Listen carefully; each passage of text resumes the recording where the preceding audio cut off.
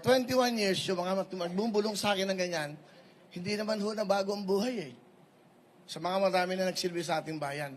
Wala akong sinasabing iba. Ibig ko lang sabihin, dapat hindi lang batas ng tungkol sa batas na mga kung saan-saan batas.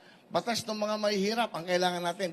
Paano magbibigyan ng magandang buhay ang ating mga kababayang mahihirap? Mga batang nangangarap na walang pangbili ng libro, walang sapatos, walang pangmatrikula.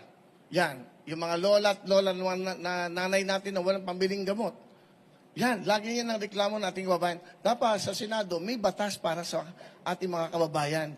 Saka ako, parang nalulungkot ako pag nakakakita ako ng mga nag-aaway, ego, pagalingan, hindi naman ho ganun ang pagsilbi sa bayan.